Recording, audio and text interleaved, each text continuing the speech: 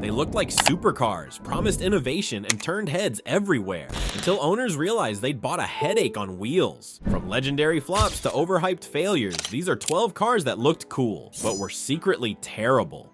Number 12, DeLorean DMC-12, 1981 to 1983.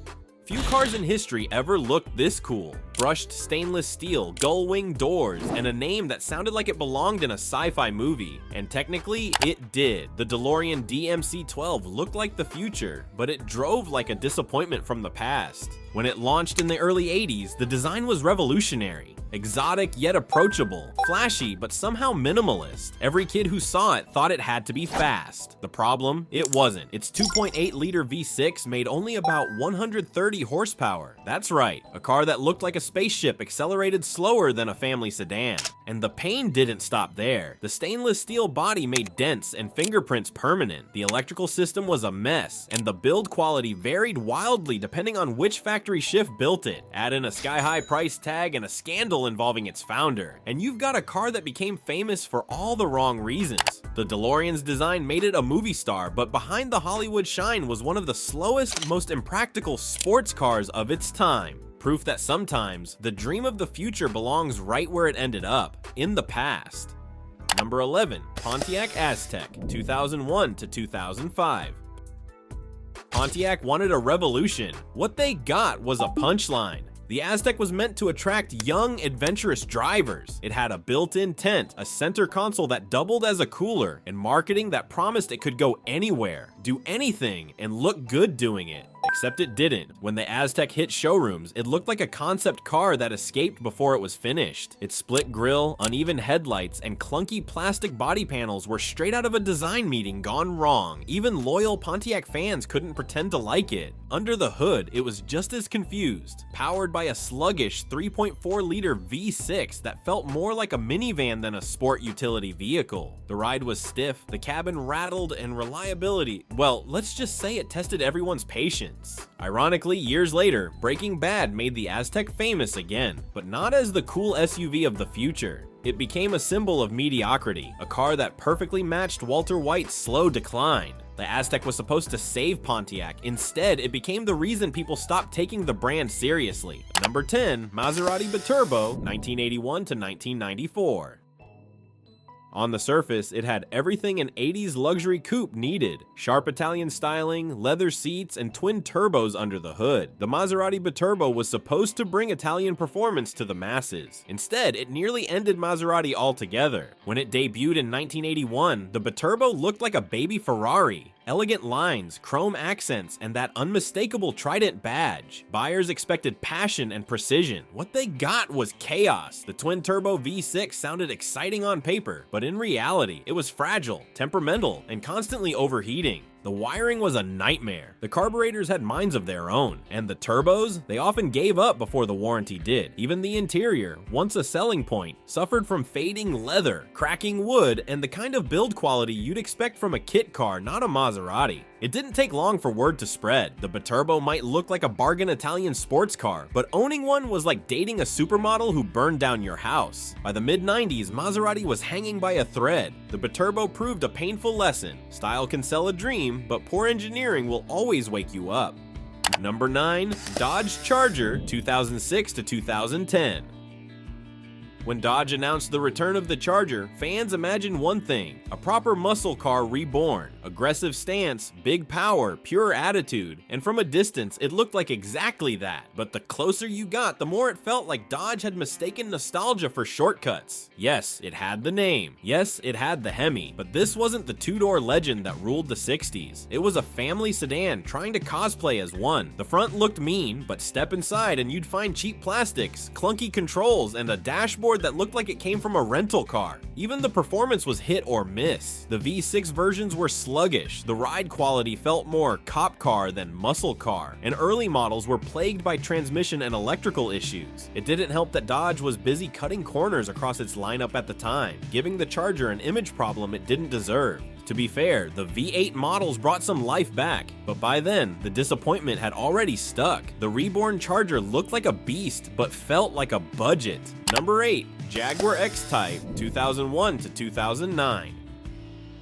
When Jaguar announced the X-Type, it sounded brilliant on paper, a smaller, more affordable luxury sedan to take on BMW and Mercedes. It had that classic British charm, a sculpted grille, a sleek silhouette, and the promise of handcrafted sophistication. But under all that posh styling, it wasn't really a Jaguar at all. The X-Type was secretly built on a Ford Mondeo platform, the same bones used for a budget family sedan. Jaguar dressed it up in chrome and leather, but enthusiasts quickly saw through the disguise. The car lacked the smooth refinement and effortless power that made older Jags special. Then came the problems: weak transmissions, constant electronic issues, and an all-wheel drive system that was as fragile as it was unnecessary. Even the interior materials, once Jaguar's pride, felt mass-produced. For a brand built on heritage and exclusivity, that was a sin. The result? The X-Type stripped away everything that once made Jaguar feel special. It looked refined, but underneath it was a corporate compromise on four wheels. In trying to reach new buyers, Jaguar forgot the one thing that made its cars legendary: they were never supposed to feel ordinary.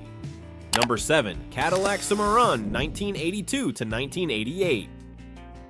If there's one car that perfectly represents how to ruin a luxury brand's reputation in record time, it's the Cadillac Cimarron. On the surface, it had all the right badges: the Cadillac crest, the leather seats, even a touch of chrome. But look a little closer and you'd realize something shocking. This wasn't really a Cadillac at all. Underneath the fancy trim, the Cimarron was just a rebadged Chevrolet Cavalier, one of GM's cheapest compact cars at the time. The difference? Cadillac charged nearly double the price for what was essentially the same vehicle. Performance was laughable. The base engine struggled to push 90 horsepower, the suspension felt like it was tuned for gravel roads, and the interior, despite its leather, had all the charm of a rental car. Car journalists didn't hold back, calling it an embarrassment to the Cadillac name. The Cimarron's failure became a case study in what not to do when chasing younger buyers. Instead of redefining luxury, Cadillac had diluted it. It looked like a Cadillac. It was priced like a Cadillac. But underneath the badge, it was just a Cavalier wearing cologne. Number 6. Volkswagen Phaeton, 2002 to 2016.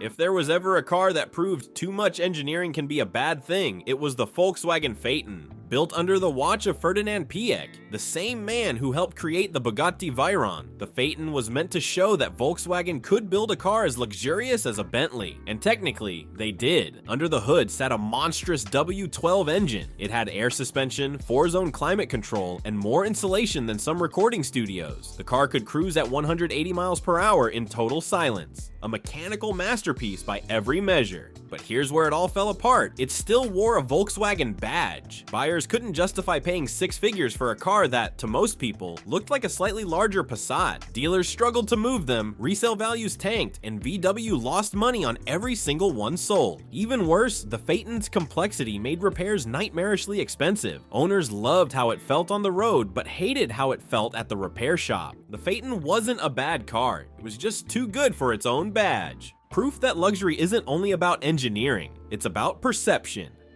Number 5. Plymouth Prowler, 1997 to 2002.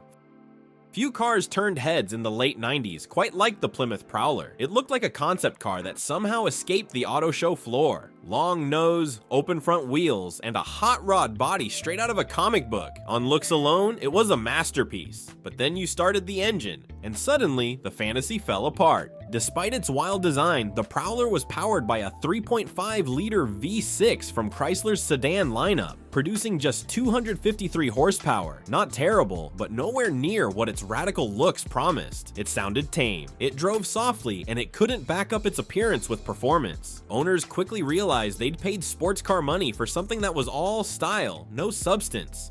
And to make matters worse, Plymouth didn't even give it a proper trunk, just a tiny space barely big enough for a backpack. When the company folded soon after, the Prowler became its unintentional mascot, bold, ambitious, and misunderstood. It was a showstopper that never learned how to put on a show. Number 4. Chrysler Crossfire, 2004 to 2008.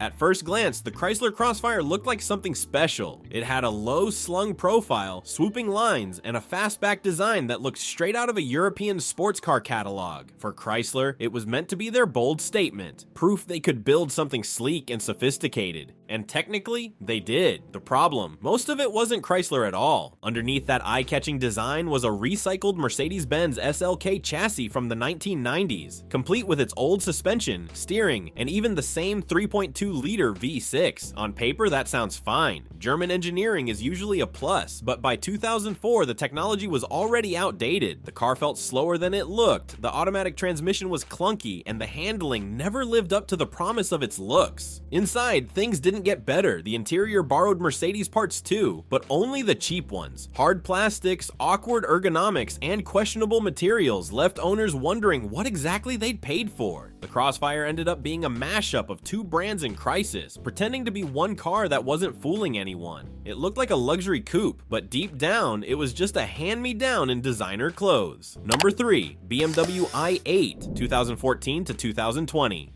The BMW i8 looked like a vision of the future. Scissor doors, flowing LED light lines, and a shape that could have come straight from a sci-fi movie. It was BMW's bold statement that the sports car could evolve into something sleek, efficient, and electrified. And visually, it worked. The i8 didn't just look futuristic, it defined it. But then came the reality check. Underneath all that exotic design was a 3-cylinder engine. Not a typo. The heart of this $150,000 supercar was a 1.5-liter turbocharged 3-cylinder borrowed from a Mini Cooper. Sure, it had electric motors for extra punch, but even combined, it made only 369 horsepower. Respectable, but not enough to back up those spaceship looks. The i8 was quick, but not thrilling. Its hybrid system felt more like an experiment than evolution, and the artificial engine sound pumped through the speakers fooled nobody. Owners loved the attention, but often admitted it felt more like an eco-concept than a real driver's car. The i8 became a paradox, a car that looked decades ahead, but aged faster than anyone expected. It was BMW's reminder that the future might look fast, but sometimes it just sounds that way.